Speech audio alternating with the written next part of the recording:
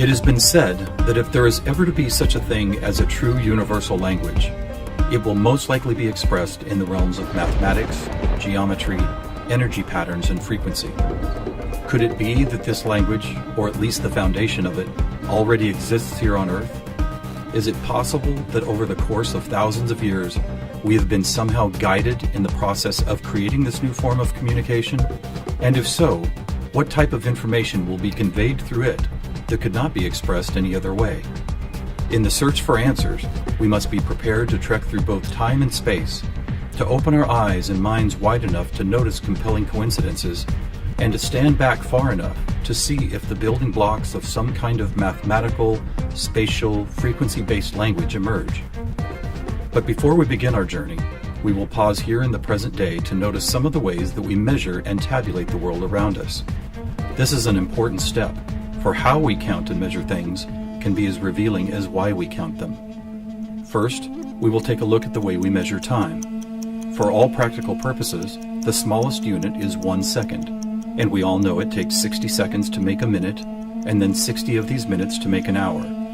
This hour, of course, is the unit by which we divide our days, and these days become months, years, decades, centuries, and so on. Speaking of 60, let's take a moment to notice that all geometry, whether it is 2 or 3 dimensional, is also derived from base 60 mathematics that provide the foundation for a 360-degree circle, which in turn provides us with all the angles and formulas for creating virtually every shape known to humankind. Now let's look at how many cultures from all over the world have chosen to count and group things. Right away, we see that we have been attracted to the number 12. 12 eggs in a dozen, 12 months in a year, 12 inches in a foot, 12 signs of the zodiac. Strangely, whether it's tallying disciples or mythical gods, the number 12 appears often in the telling of our greatest stories about ourselves. And what about distance? Your local town might be measured in meters or other units, but when we talk about measuring our planet, the standards we all use revert back to base 60 units of miles, minutes, or geometrical degrees. Are you noticing the pattern here? We seem to be encountering a lot of 12s and 60s. Are they related? And if so, how? To answer that piece of the puzzle, we must travel roughly 5,000 years back in time to visit the ancient Sumerian culture of Mesopotamia, for here is where our 1260-based math comes from. This counting system, which was invented by the same people who produced the world's first written language, involved counting the knuckles of the 4 long fingers on one hand and then multiplying them by all 5 digits on the other hand. If you do this, you will get a maximum number of 12 knuckles times 5 fingers, which of course totals 60. How these cosmic jumps in language and mathematics occurred so suddenly is open to debate. But it is interesting to note that the ancient Sumerians themselves wrote about being given this information by sky god visitors they called the Anunnaki. Who and what the Anunnaki were is a hotly contested subject, but one thing that cannot be denied is the fact that over 5,000 years ago, a mathematical system was born that incredibly still serves us today. So now that we have our various units of measurement, all based on the Sumerian 1260 counting system, let's jump forward to a few pivotal moments in history and see what other numbers, patterns, and synchronicities appear.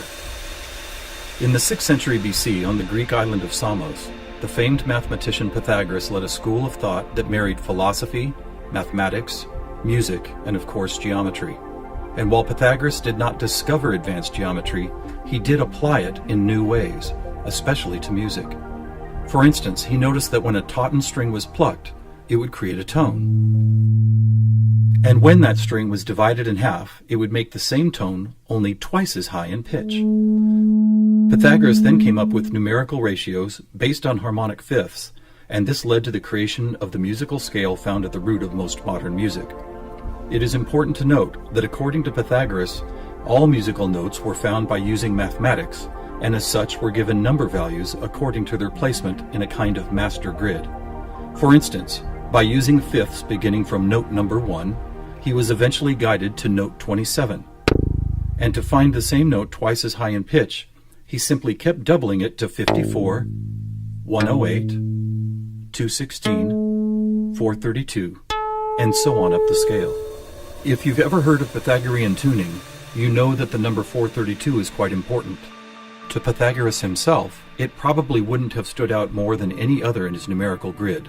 But in our quest to find a universal language based on mathematics and frequency, this particular note represents a significant piece of coincidental evidence. You see, many ancient musical instruments, from Tibetan bowls to Native American flutes, happen to produce the same tone, a tone that vibrates at 432 cycles per second. That's compelling, but even more intriguing is the fact that Pythagoras was not calculating vibration cycles to find tone 432. It just happens to be the same number. What's more, for decades, most modern musical instruments were also tuned to this same fourth octave A, with a value of 432 cycles. How could this be? Who chose this particular note as the keystone for instrument tuning, and more importantly, why? Here is where a deeper mystery begins to emerge, and to explore it, we will need to go back to Pythagoras' other passion, geometry. It is not an exaggeration to say that to Pythagoras and his disciples, geometry and math held a key to the nature of all life everywhere, and maybe it does. Let's look at the first four geometric shapes, the circle, triangle, square, and pentagon. In each of them are angles of degrees that, when added together, always total a specific number relative to that particular shape. For instance, if we take a triangle, the sum total of all three interior angles is always 180. For both the square and circle, it is 360. For a pentagon, it is 540.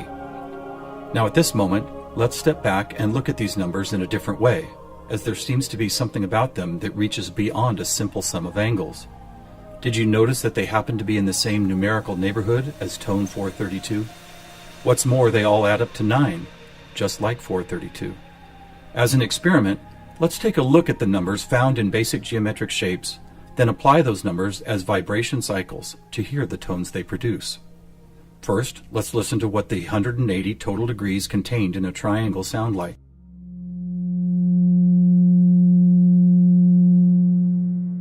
And here's a squares and circles 360 in cycles per second. A perfect octave up from the triangle. What about the pentagon at 540? That sounds like a harmonic fifth of the other two. That's interesting. What are these tones? They are F sharp and its perfect harmonic fifth of C sharp. Let's keep going. What does a hexagon 720 sound like? Another F sharp. Here's a seven-sided septagon, which totals 900. This is an A sharp, which happens to be the note required to complete an F sharp major chord in perfect three-part harmony.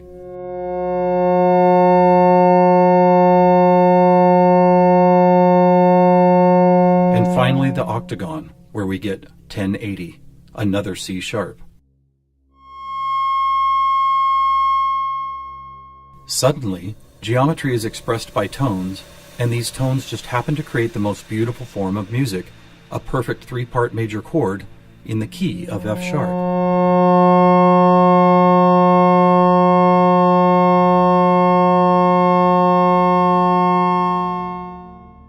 Is this something we've been missing for years? Is it important?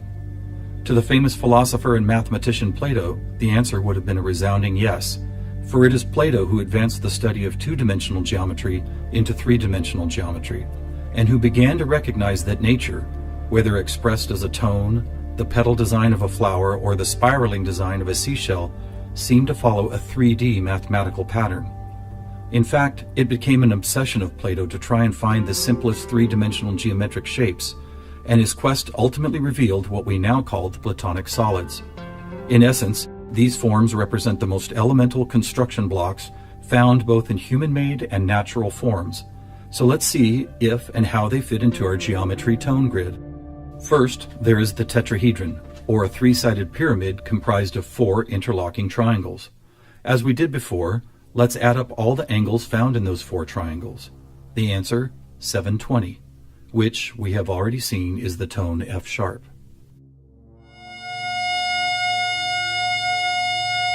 Next we have the cube, whose six 360-degree squares totals 2160. What does it sound like?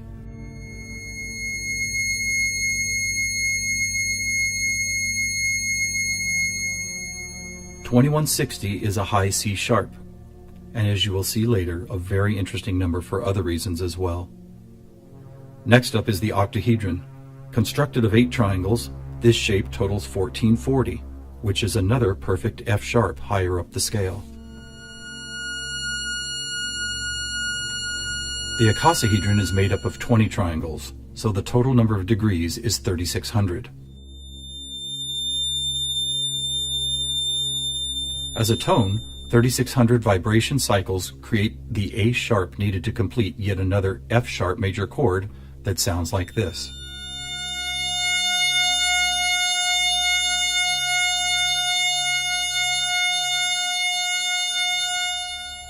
At this point, we have seen how 2- and 3-dimensional geometry can be expressed by the notes found in an F sharp major chord. Could this also be true with what is known as sacred geometry? To find out, we will first need to build a design called the germ of life, which, when repeated, goes on to reveal the seed of life, then flower of life pattern found at sacred sites all over the world. First, we start with a circle at 360 degrees, which is the familiar F sharp. We then add our second circle, bringing the total to 720, another F sharp. 3 circles totals 1080, which provides the harmonic fifth of C sharp. 4 circles is 1440, another F sharp. 5 circles totals 1800, or the A sharp needed to once again provide the harmonic third of an F sharp major chord. And finally the 6th circle, which brings the total to 2160, another C sharp. Amazing! It's as if we can now both see and hear the flower of life pattern that has intrigued humankind for thousands of years. So now we have 2-dimensional geometry, 3-dimensional geometry, and even sacred geometry being represented by different variations of an F sharp major chord. How is this not common knowledge? How have we missed this connection? There are actually 3 explanations.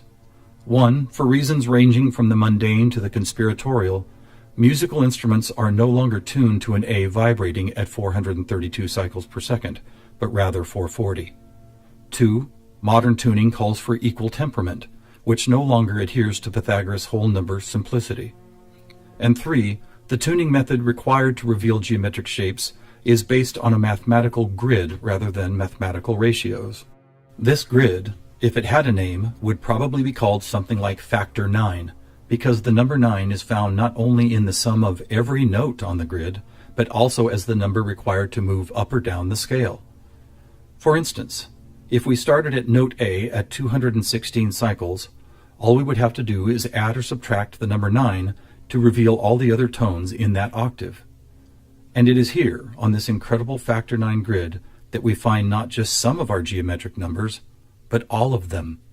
Conversely, modern A440 tuning reveals not one correlation to geometric numbers.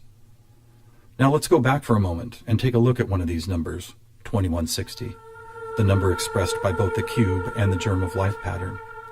You may have already noticed that without the 0, it is exactly half of our magic 432. That's worth noting, but what is even more intriguing is the way this number keeps showing up in other large-scale measurements. To discover one of these measurements, we will need to jump forward from Plato's time to when the Mayan civilization was flourishing. Roughly 1500 years ago, Mayan stargazers were the most accomplished astronomers the world had ever known. Their concept of cyclical time led to many incredible discoveries: the accurate length of a year, the exact dates of seasonal changes, even the moments when solar and lunar eclipses would occur. But their most amazing discovery was of something known as the precession of the equinox, which makes note of a very slow wobble of Earth's axis. Somehow aware of the fact that this wobble takes 25,920 years to complete, the Mayans called this cycle one great year, with each of its 12 great months requiring 2160 Earth years to complete. And what about this? Did you know that the diameter of our moon, when measured in miles, also happens to total, you guessed it, 2160?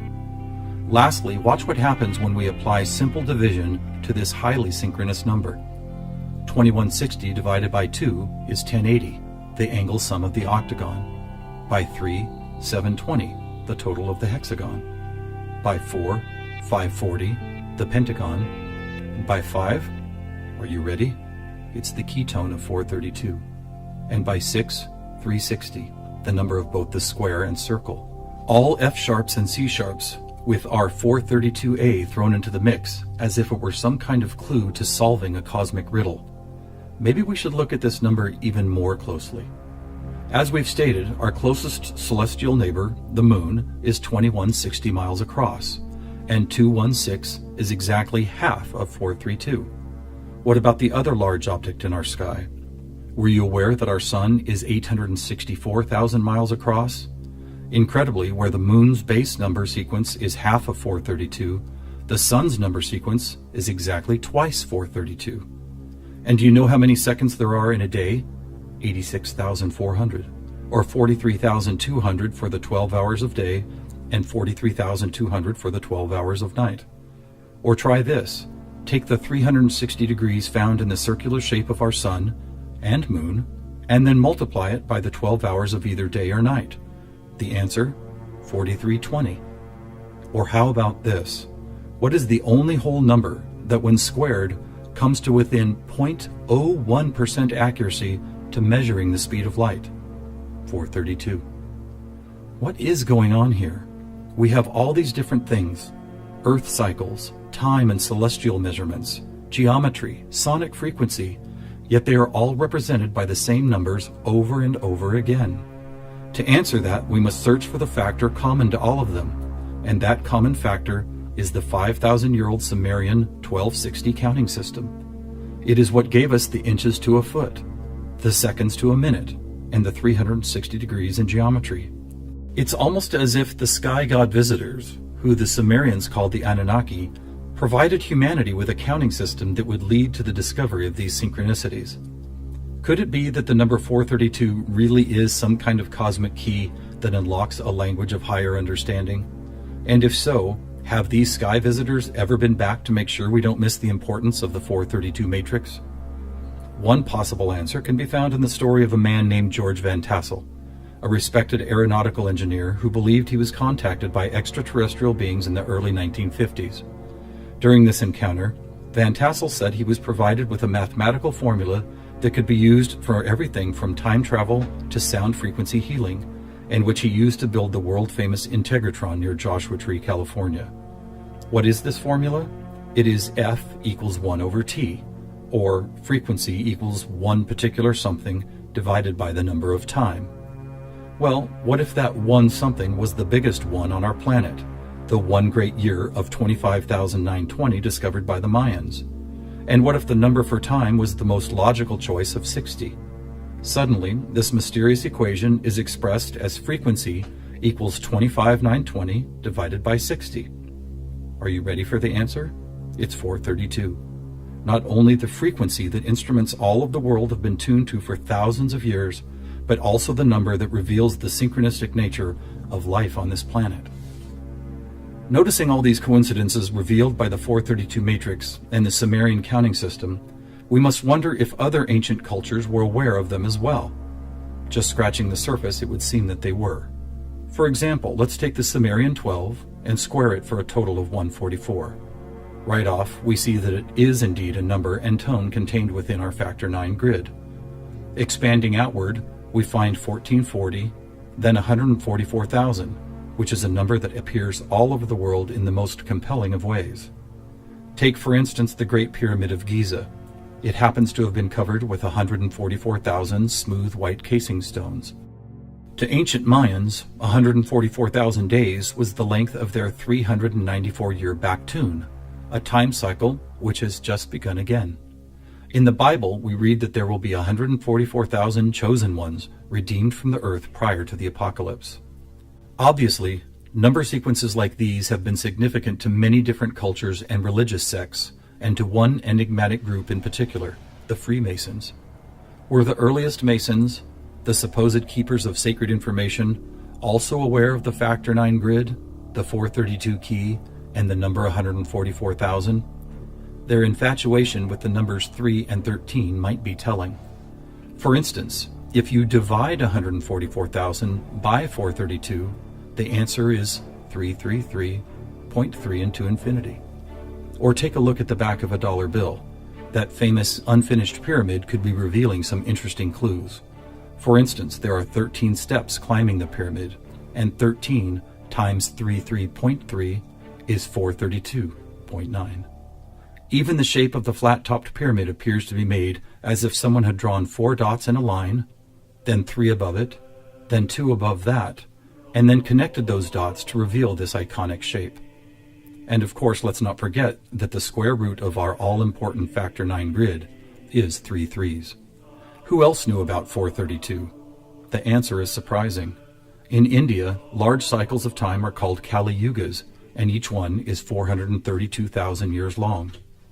In fact, the number 432 appears so often in sacred structures and myths, from Stonehenge to the pyramids, that author Joseph Campbell could not help but see it as the most important mythological number in history.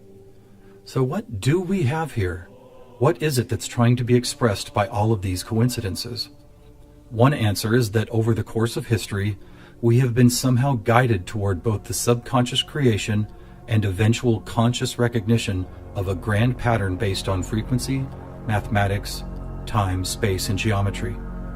Quite possibly, these synchronistic numbers, shapes, and tones represent the building blocks of a language that we do not yet fully understand, but could turn out to be the most important language we will ever learn. How will we use it? Who will we be conversing with? Time will tell.